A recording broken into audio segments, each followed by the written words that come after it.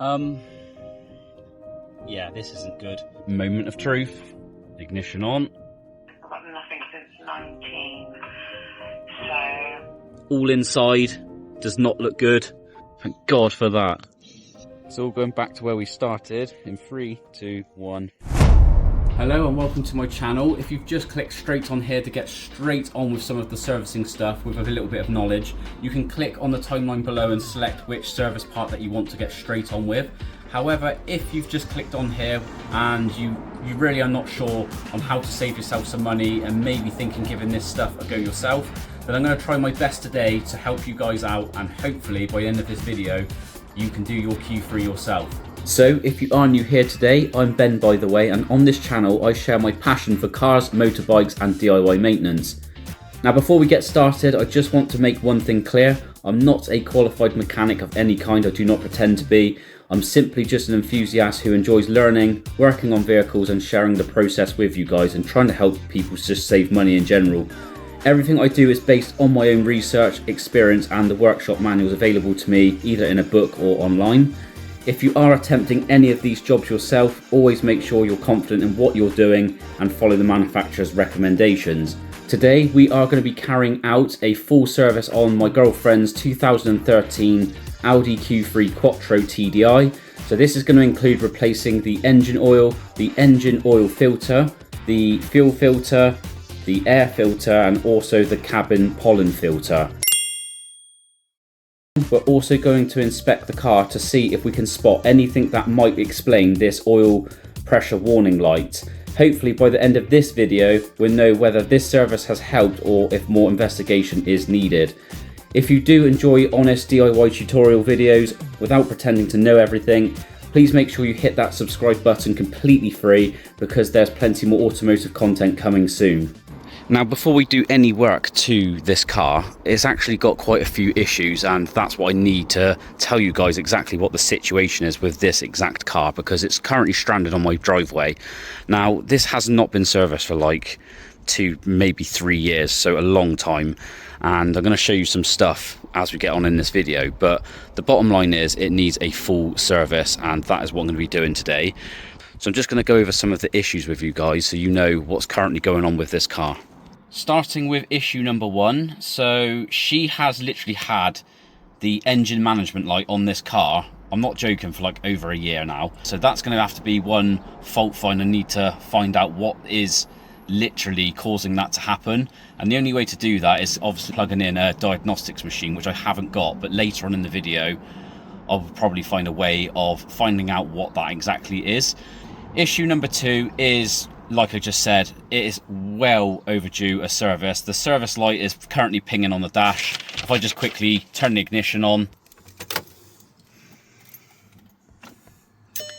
So as you can see, the service is definitely due. Issue number 3 is the glow plug light keeps coming on and off. So that kind of tells me that where the service is so overdue, the glow plugs are probably on their way out, so they may need changing. I think the best thing to do is just to change those as well, because that can affect some other problems that's going on. And issue number 4, which actually can be quite worrying, and that is literally why this video is make or break whether this engine is okay or not, and she's recently had a oil low pressure warning light ping up on the dash whilst driving. Now we did a long journey in this the day before that happened. The next day she started the car up, pulled literally around the corner from where I live, and then this warning light's come on telling you to turn the car off immediately. So luckily she did turn around, she reversed onto the driveway, and this car has not been started up now for over a week. But I'm just trying to do some research on what the hell this could be.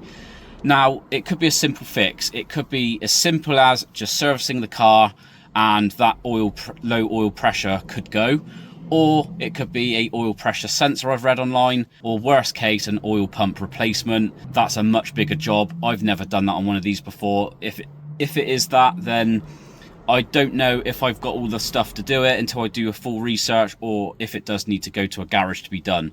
Either way, I think the best thing to do right now is to fully service this car myself the best I can. Now you may be on today's video wanting to do this yourself because maybe the Audi costs are through the roof. I don't actually know how much a full service costs by the Audi dealership.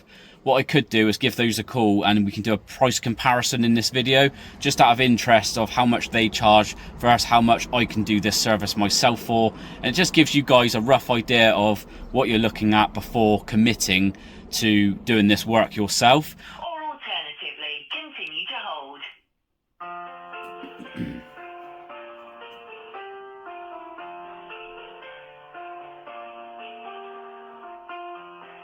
See how can I help?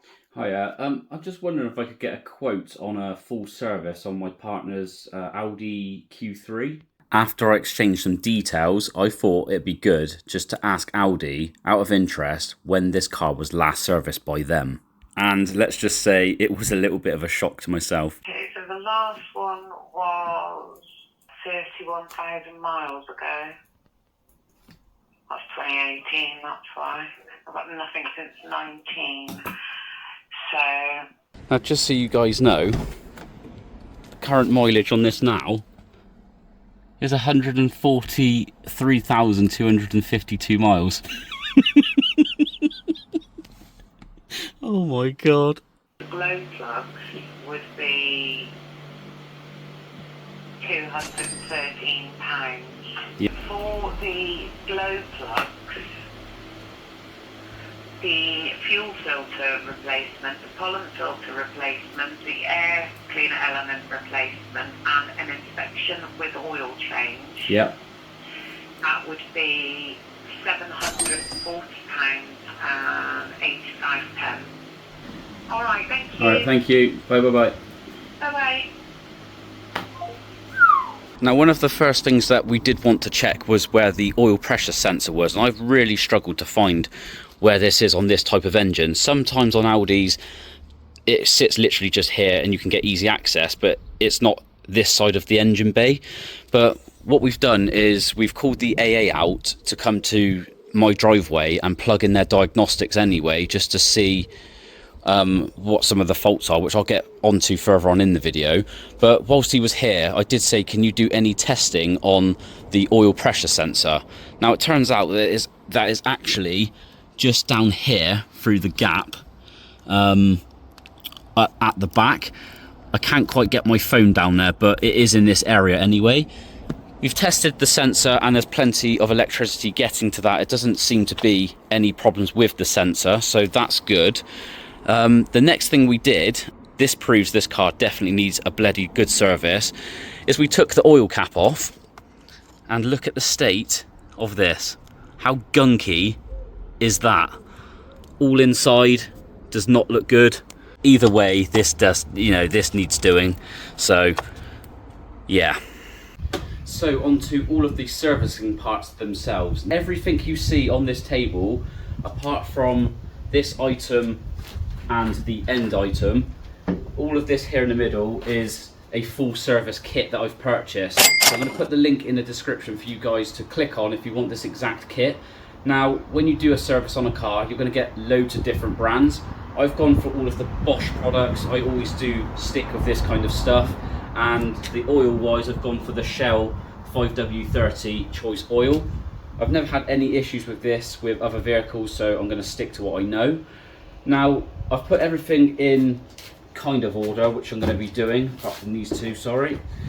So I'm going to be starting job one with the oil change itself on the car. So I've bought this extra product here, which is engine flush, just purely because of that sludgy oil that's left in the engine. I'd rather try and get as much as that out as possible, and then when you put the fresh oil in, everything should be running quite nicely. Now, because that oil is so sludgy, probably about 1,000 miles down the line, if it all runs okay, I will probably drop the oil again and do another change just to make sure all of that horrible sludge is out of the engine. But that's what this product does basically. You put this in with the old oil, run the car up to temperature, and then that helps thin the oil out of the bottom of the engine when you drain it. Again, I'll put the link in the description if you do want to purchase this product. Then I've gone for, like I said, the Shell 5W30 oil. I'll get a close-up for you on this so you can see exactly what oil this is. Followed by the Bosch oil filter. All the serial numbers are on the boxes if you do want to purchase any of this separate. Moving down this way is the fuel filter, the air filter, the cabin filter, which is located in the passenger footwell, and then I've ordered separately some glow plugs just because that light does keep pinging up on the dash. It'd be nice to see if that does solve that problem. I'm probably going to get someone to help me fit these when I do this job, just so I can purely hold the camera and capture everything that's going on, because it's going to be a bit awkward to try and show you how to do this. I think I've got everything service-wise to crack straight on now with the job. The first thing I'm going to do before starting the oil change is jack the car up just to give me that little extra room under the car. And like I said when we went through all the servicing parts, I've bought some engine flush, which will go through here. So you're going to take this cap off. We're going to put that engine flush through here, start the car up, let it run just on idle so it heats the oil.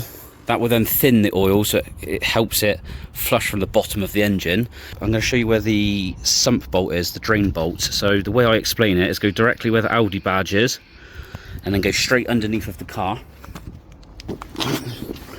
And you will be greeted with a huge plastic cover which covers all of this stuff up. Now, as you can see, I haven't got that. It go all the way from over there all the way to here. That's where the fixing holes are for that cover. So you will undo all of those, and there's a few at the front too. Just sort of here, 3 over that way. So undo all of those, and maybe some at the back too normally. Pull that big plastic cover off, and then this will all be exposed. So once you see this black sort of fabric stuff, you want to follow that back. You should see like a little cutout, which is just here. Now that bolt that you can see is the oil drain plug. So that is what you're going to be undoing once we've heated the engine up. We're going to need another item to put this oil into.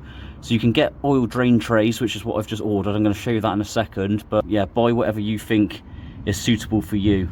So back to the table quickly. This is what I've bought. I'm going to put the link in the description again for you if you want this exact one. It's actually a really good one. What you need to do with this is undo this when you're about to drain the oil. Keep that cap completely off.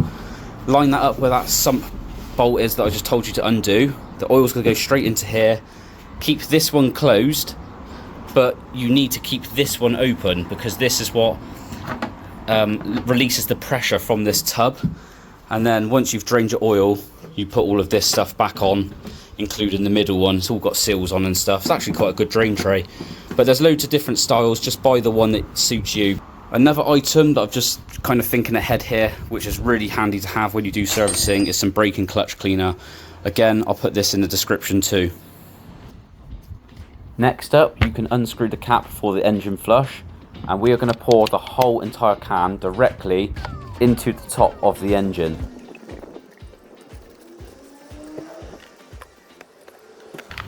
Next little job I'm going to do is spray the hell out of this oil cap that's got all that gunk onto it, and just give it a really good clean. And that is now much better, so this can be popped back onto the engine for now because we need to start the car up.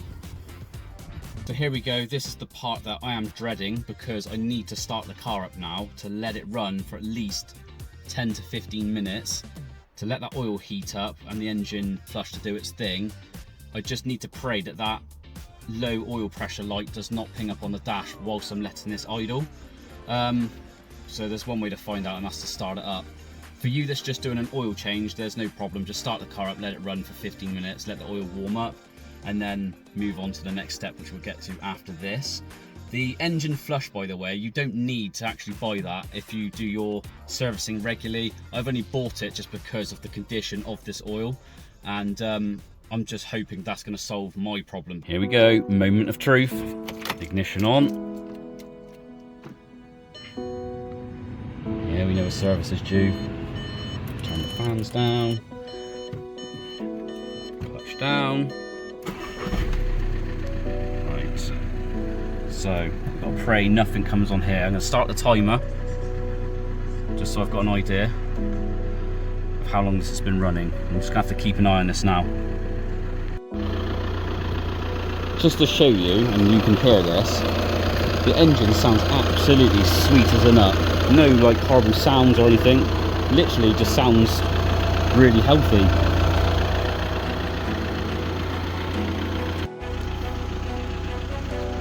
So 1 minute 26 in, and absolutely nothing on the dash, which is a good sign. So that's just coming up to 15 minutes now. You can see it's on 14 minutes 45. No engine lights are on the dash. Engine still sounds really sweet, and just for a peace of mind, zero smoke coming out of the back of the exhaust. So I'm happy with that. I'm going to turn the car off quickly. 15 minutes. Service due, which we know, but no other warning lights. That's good. So back over to the table. Next 3 tools you're going to need is a 19mm socket, so we can crack off the sump bolt underneath of the car. I've got a oil filter socket set. Now, you do ideally need to have this because it just makes the job so much safer and easier to get the oil filter off. I'll put a link in the description for this kit too if you haven't got this. And I've got a Torx driver set, but I need to remove a couple of little brackets, I think, to get to the oil filter itself. Whilst the car's cooling down, I'll probably get to where this oil filter is because it's like under here. So we need to remove this engine cover first. Just simply give this a pull gently on both sides, and then there's 2 at the back as well. Just give that a bit of a yank. Be careful where I put my hands because it's very hot. There we go. Let's just move this down here out of the way. So now that exposes the engine more, and the oil filter is literally just there. You can see that hex head. So to get to that a bit more freely, I'm going to undo this bolt here, some of these ones too, just to give that little bit of flex so I can get into this little area. So we'll do that next. So for this one, you're going to need a T30.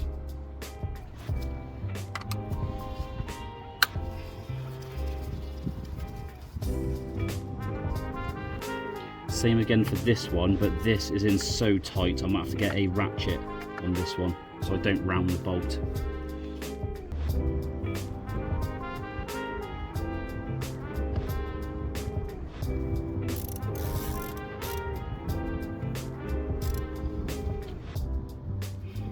There we go. So far we've done one here, follow the line. There's another one here, so we're going to do that one next. So now you can move this line sort of out of your way, and that now opens up the gap to where the oil filter is. Just need to move this bracket, and then you can unclip this electrical connector or just move this out of the way enough so you can get to the oil filter. I'm just going to pop this there like so. Let's quickly check what size tool that is for the top. So I just checked off camera and it's a 32mm, as you can see there, and that slots straight over the top. You can just about see there, and then we'll undo that when we get to that stage. But for now we need to go back under the car and start draining out the oil into this drain tub. Just loosen this cap off so it lets the air push all of the oil out of the engine too. Just literally let that rest on the top. This is the bit that we're saying where we've got to drain the oil.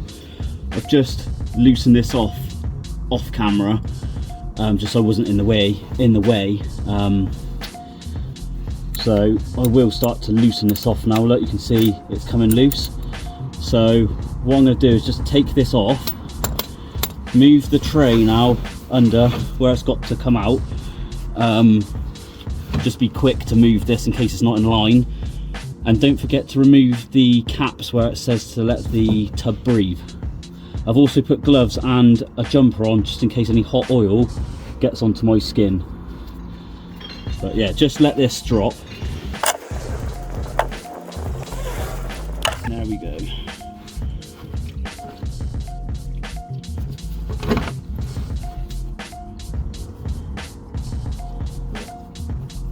always hard to tell when you're underneath of the car where this is going to land, so you might have to do a bit of cleaning up on the floor. Use some braking clutch cleaner, it normally works pretty well. So we're just going to let this fully drain out, and then we're going to move on to the oil filter next.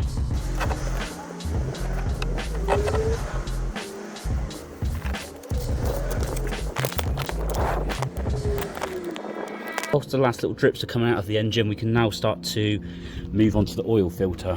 Now, just before I undo that filter, I'm going to pop a little bit of tissue just around the edge of that filter, just because it's quite easy to make a bit of mess when you take these off. Either way, you can clean up some of the stuff afterwards. Now for the big 32mm on the top.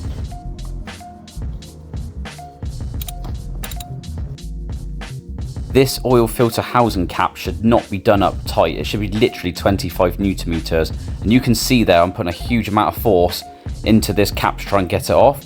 Now what's about to happen was very unexpected, and this does not happen often, but it's not good. Wow, this is really tight. So this has not been released for a very long time. It should not be this tight.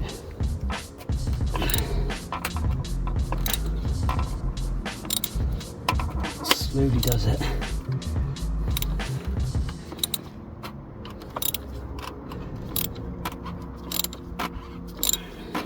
Let's get a bit looser now. There we go. Jesus. Can't say I've ever had one of these be that tight, to be honest with you. And now you get to a point where it's just loose by hand. And then it should just be able to pull out. With a bit of fiddling, there it is. Yeah, this isn't good. So I've just taken off the oil filter, and there's a piece of plastic that runs through the center of the cap through the filter, and I've just noticed that that is snapped in half. Things like this do happen, so I need to show you what I've done. So this is the cap that you remove, and see this piece of plastic in the middle. You can see it's snapped there in half. Hang on, try and get the camera to zoom. There we go. So you can see it's snapped in half just there. So the remaining half of that is still stuck inside of there. Just trying to shine the light in. You can see it sticking up in the middle. So I need to try and somehow pull that out without any plastic falling below that, otherwise that's going to go inside of the engine. So this is going to be very scary. That should in theory just pull out, but where this hasn't been done in so long, things like this can happen. It's just probably brittle. Off camera, I tried everything with a pair of pliers to try and pull that plastic out, and it just was not having any of it. So now I need to remove some of this other stuff around that area just to free up some more room. I then gave one of my mates a call, who is actually a mechanic, to try and help me pull this piece of plastic out, and he said out of all the cars he's dealt with doing this kind of change, he's never come across one of these being so badly stuck inside of an oil filter housing. And this job did go all the way into the late evening, to the point where we couldn't even see what we were doing. It's now the next day, and we had an absolute nightmare last night with this snapped bit of plastic. This ended up in the bottom of the oil filter housing. I'm going to show you exactly where we've left the car at right now. So this is going to look a little bit different to yesterday. It was pitch black very late last night. We still had absolutely no joy on getting that out. So now it's daylight, you can see it way more clearer. We've had pliers on there, we've tried a ratchet on there to like get it to grip and then spin it, which we've done, so it has loosened it, but there's 3 seals at the bottom and it's really wedged itself in there. I haven't got the tools, like I said, to get that out, so my friend has gone back to work today. He's going to see if he can bring some other tools round in a bit, and then we're going to crack on. But you can see we've had to remove all of the air box, we've had to remove extra breathing pipes that used to be here. We've moved all this out the way. It's just, one of those little jobs that's supposed to be really easy, and now it's turned into quite a mess. But don't let this put you off doing your oil filter, because if it has been kept like regularly serviced, the chances are this won't happen. He has never seen one of those stick that bad into one of these housings before, so it does prove to you it's not really a common issue. An actual common issue that happens with these plastic filters is the you know, the hex nut that was on the top.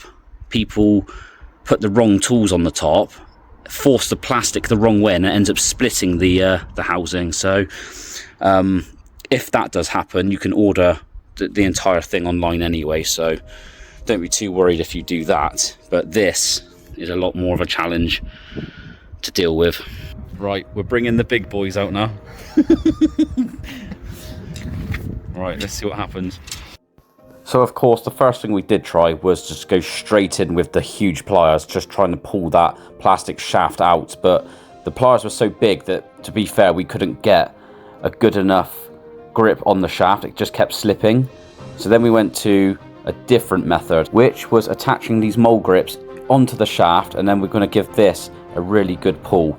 But it was just still having absolutely none of it. The problem we got now is we just need some more leverage underneath of the mole grips, so then it forces the plastic shaft upwards. Method number 3 was to get on top of the engine, use the massive pliers again on top of the mole grips, and then try and force it out that way.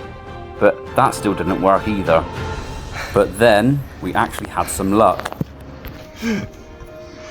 Off camera, we rested this against this bracket, and then with force on the other end, it managed to grip it and come out. Woo! Thank God for that. It's all going back to where we started in 3, 2, 1. Just like that, we're back to where we were when we took the oil filter out of the engine, which now means we can finally open up the brand new oil filter out of the box. And you are going to be greeted with some new rubber O-rings at the bottom of the box, as you can see there.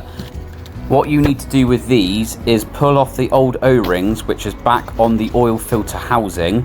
I'm just going to hold mine up for you so you can see where they're located, but literally just pull those off and push these new ones on in the same locations. So you can see you've got one at the bottom, one just above it, and then you've got the large one which goes at the top of the thread of the housing just here.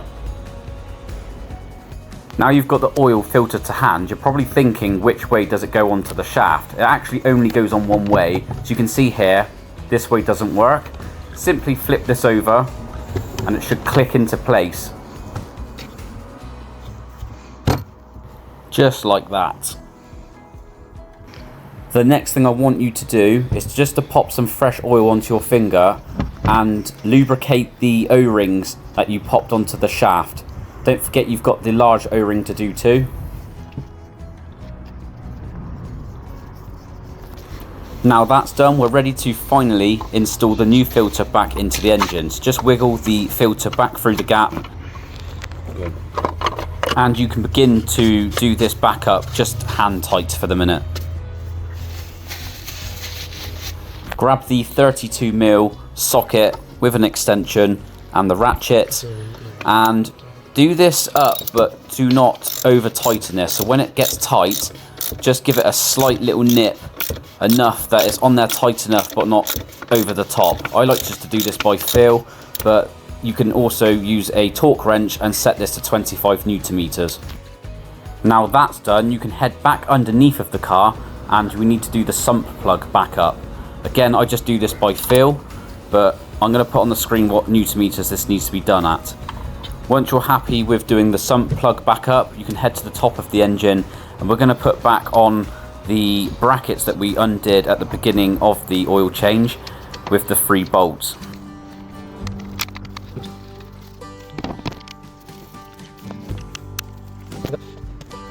And finally, the last thing to do is to put the fresh oil into the engine.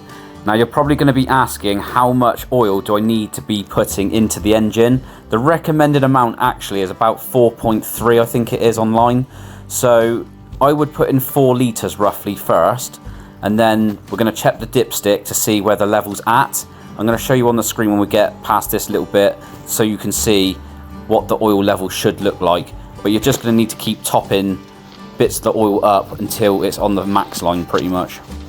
So you've just seen then how much oil I've put into the engine. I've just cleaned the dipstick, pull the dipstick back out again and check the level. So you can see you've got this like grid looking pattern on the dipstick, and at the top of that pattern is pretty much where you want the oil level to be sitting. So just keep topping up the oil until you get the perfect amount. And this looks pretty good to me. You can now go ahead and start the car up to let the oil circulate around the engine. Just check the dash as well to make sure no oil pressure lights come on, and if it does, just double check the oil filter is like done up enough, because that can cause issues.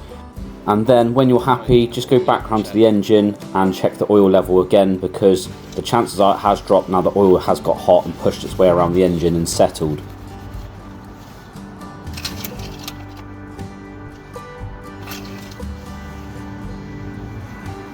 And as you can see, it does need a little bit more oil. You can see it's only just here, and it does need to be at the end of where this grid is, ideally. So top a little bit more oil up and it should be all good.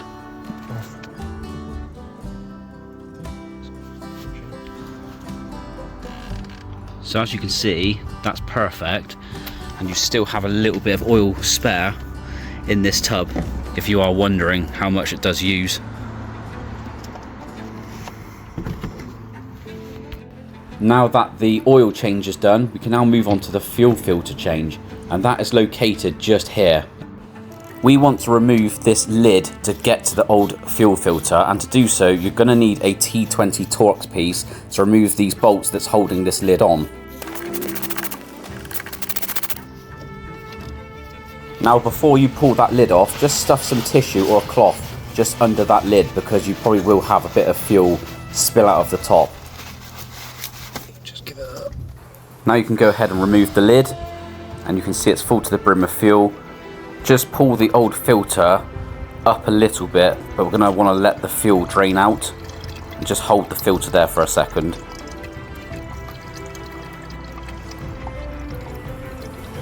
Flip the filter upside down too, just to get the remaining amount out. And it's not a surprise, but look at the state of this filter. If you don't really know what you're looking at, I'll just grab the new one out the box and put a new one next to the old, and you can just see the difference yourself. Now you can go ahead and just pop that new filter in. You can see that I've got plenty of fuel rising to the top there, but if your fuel is low, some people do like to go to the garage and just pop some new fresh fuel in the middle of that, but not all the way to the top. But this Audi does actually self-bleed itself, which we'll get to in the next step. In the meantime, we can do those screws back up that you removed to put the lid on. Just do them diagonal all the way around until you've got all 5 fitted again.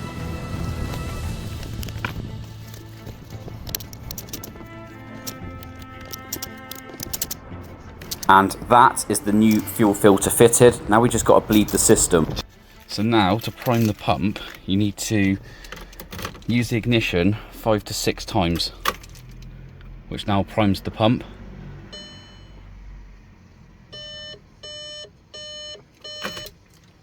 Off, back on, and just continue to do this, like I said, 5 to 6 times.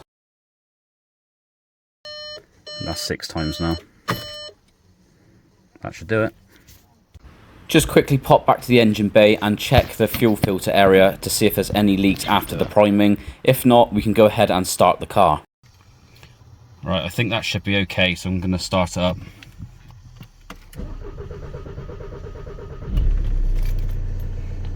So you heard it struggle a little bit. That's just where obviously we've upset the fuel filter properly, and the next time you start it up it shouldn't do that.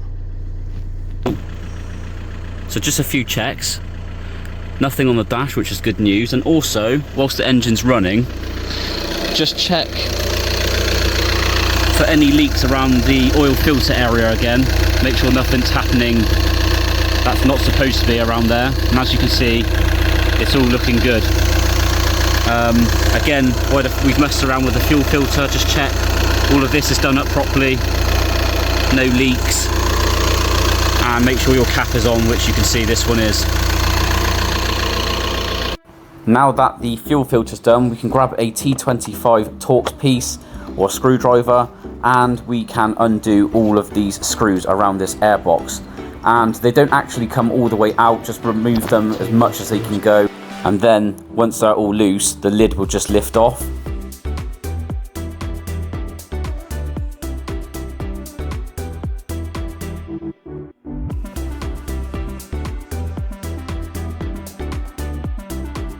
Go ahead and lift the lid up, and there is the air filter, which just simply pulls out.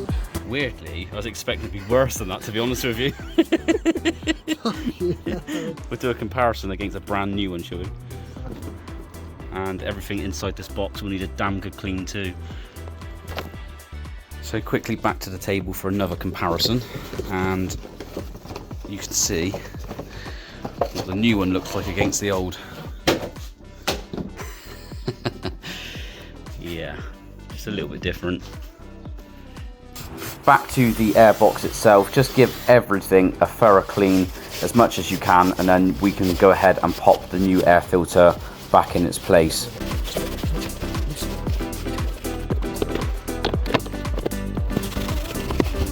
And then simply just pop the new air filter in, push all around the edges to make sure it's seated properly, and then we can go ahead and pop the airbox lid back over the top and do all of the screws back up.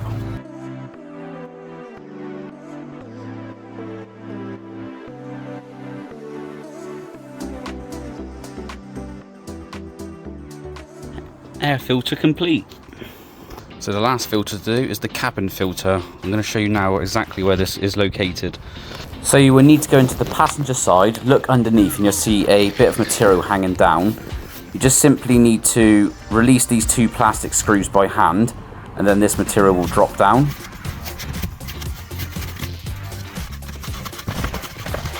Just give the material a bit of a pull down, and then this should come away. And then if you look up, you should be able to see a plastic cover just here, and what you want to do is just pull that to the left, and then that should just drop down, and there is the hidden cabin filter.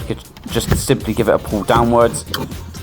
As you can see, this one's really dirty, and to think that you're breathing this kind of stuff in is not very good. Comparing to the new one there, definitely shows this is worth changing every year. And to fit the new filter and making sure it's the right way, just literally copy exactly what I'm doing here. There's the writing. Go straight back under to where you were. And you might need to just give this a little bit of a fiddle and a bit of force upwards, but it will go in there. And then you just literally reverse the process with the plastic piece of cover. You can see it has to slot to the right this time, and then the bit of material goes back over the top of that, and then that is literally job done.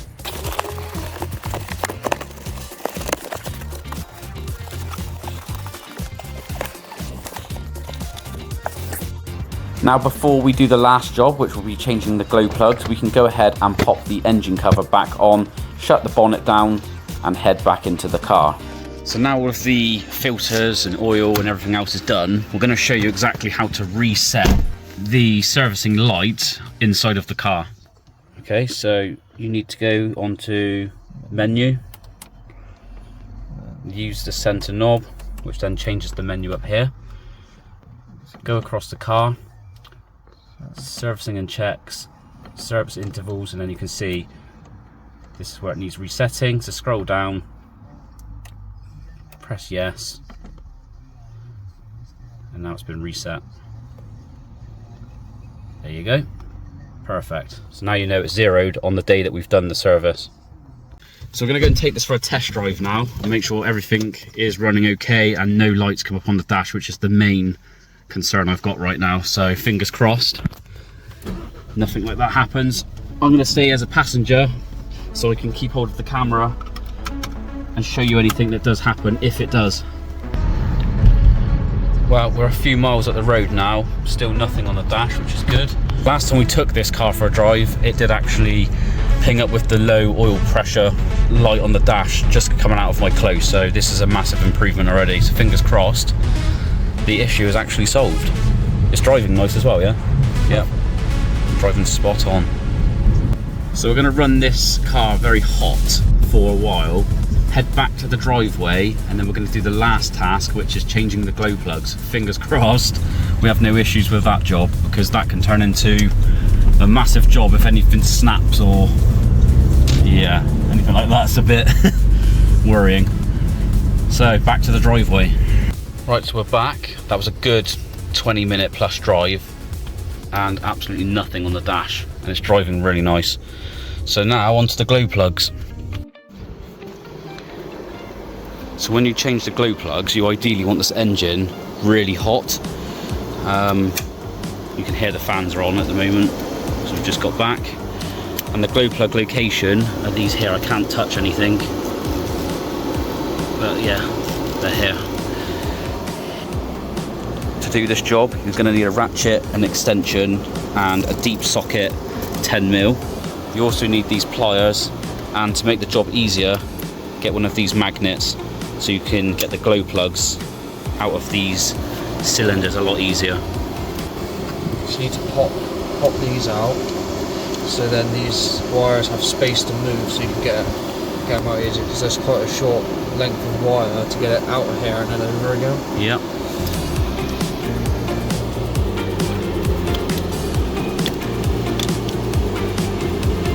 Bit of a fiddly job, as you can see. Probably should use a screwdriver, but this is why it's good to have two of us on this job, just so I can capture what you need to do. So what you can see my friend Paul doing here is releasing all of those plastic clips across this rail. Just be careful when you do release these plastic clips, they can be very brittle sometimes and very easy to snap. So you can see all of those are unclipped all the way down the rail. We're going to start with the first one. So use the pliers, pull them out, pop that out of the way.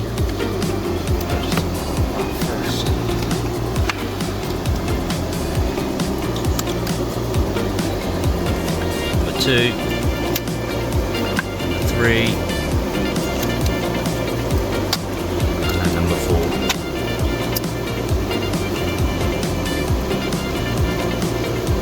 Seems to be a little bit tight, so just be careful when you wiggle that out. So now you want your 10mm ratchet that we discussed a second ago.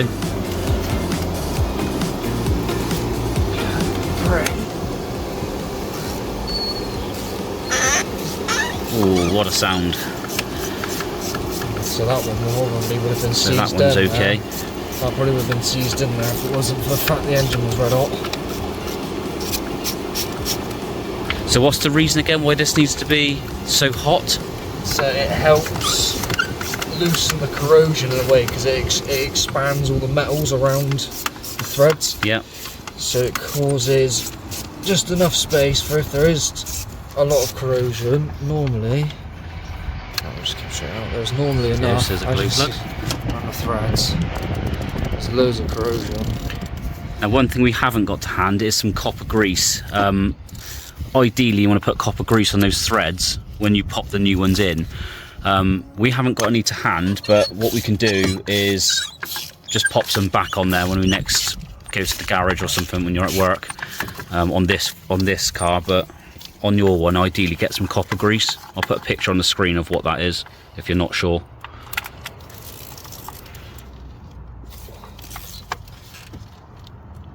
Ooh.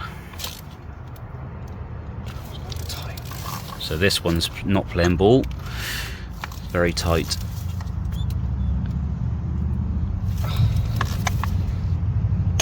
You have to be careful with these, because you don't want these to snap inside of the engine, or you're going to have some big problems. This one.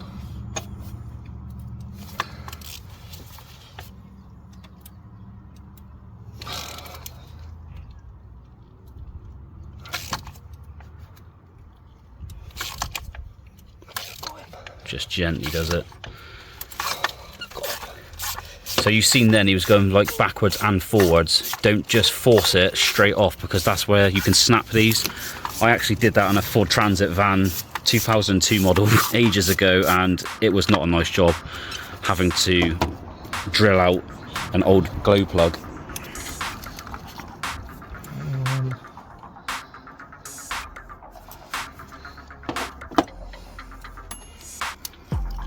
So we'll do a comparison with the new ones to the old. We're just going to get the old ones out first.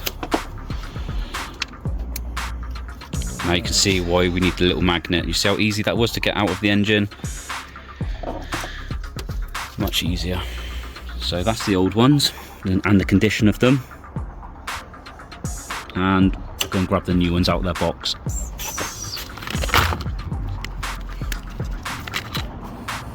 So these look much better.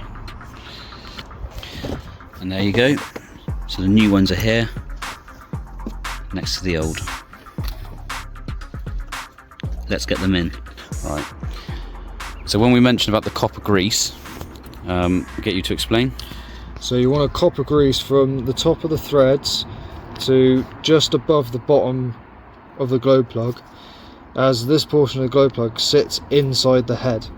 So it is more than likely this is what will seize instead of your threads. So that's why when they snap, they normally snap at the bottom of the threads and then leave this portion in there corroded. So we're going to start with cylinder 1 first.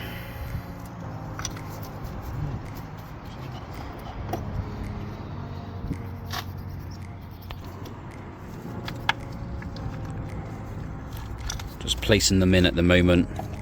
You putting all 4 in, yeah? Yeah, so I'm going to place all 4 in the holes. You can see the first one just down there. Second one, and then he's just going to do the third. And then the fourth.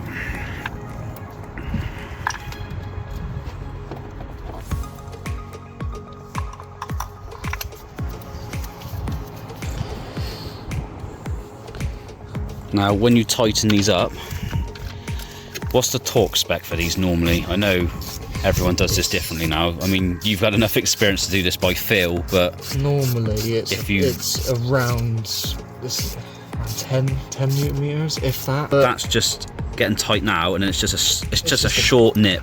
You do not need to over tighten these glow plugs.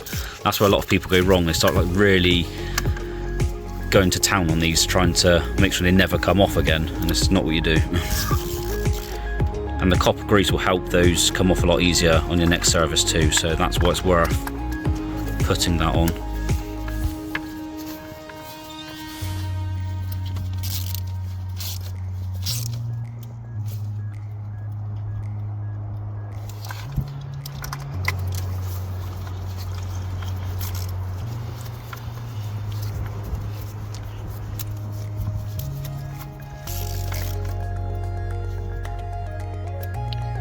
That's the new ones fitted.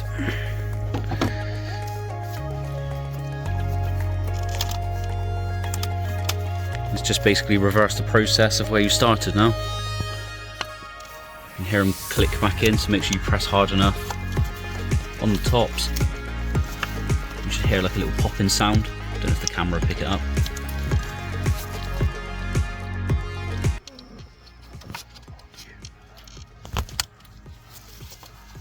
It's like a popping click sound. You can tell when they're back in place.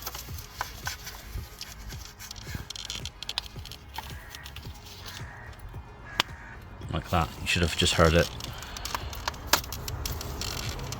And then this is the tight one at the end. Bit of persuasion, and in she goes. That's a good noise. Back to the rail. Pop all the plastic clips back on.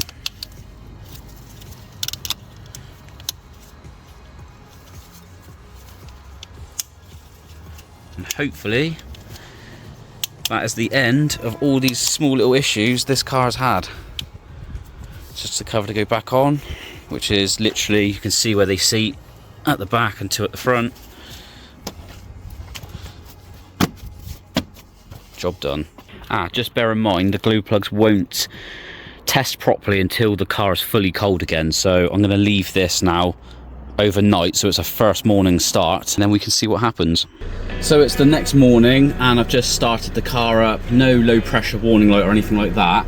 However, the engine management light has popped back on the dash, but we're pretty sure it's down to the EGR valve being blocked. All the carbon builds up, and that just needs cleaning out. So my mate is going to clean that out at the end of the month and turn that engine management light off, because this is actually due an MOT. So for now, he said just leave it, and then he will do that job before the MOT is due. So yeah, other than that, it's all good.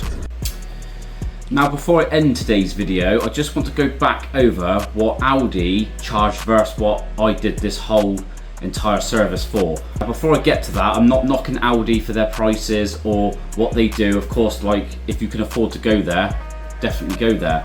This is to help you guys out that want to learn how to do this yourself and just save yourself some money. So let's start with what Audi did charge me. Let's go back to the beginning of the video. So they charged £740.85. That was for all of the full service stuff, the oil, the filter, the fuel filter, the air filter, the cabin filter, plus the glow plugs that I asked for on top of that. So £740.85. I paid £105 for the service kit, and then a further £39.38 for the glow plugs. So in total, I paid £144.38.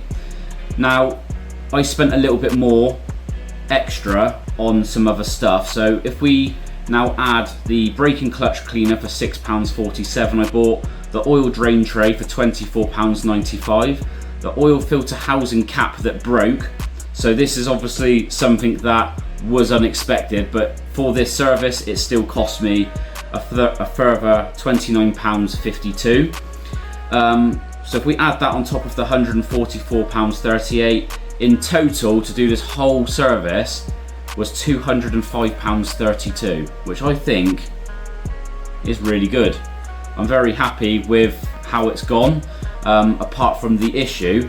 Now if I took this car to Audi and say they come across this issue where the oil filter housing cap broke, I have no idea what that would have meant, like how they would have got that bit of plastic out, if they would even get that out, or if they would tell you something completely different. I don't know, but I dread to think, is what I'm saying, what the total bill could have been by them. Now, as I said before, everything that I did in this video is all in the description. All you need to do is click on each link if you want any of the parts that I used. Go via the links, buy that for yourself, and literally follow all of my steps, and you should have no issues. I think that's pretty much everything from me today, so thank you so much for watching. Please don't forget to put in the comments if you have done this yourself. Let me know how you got on.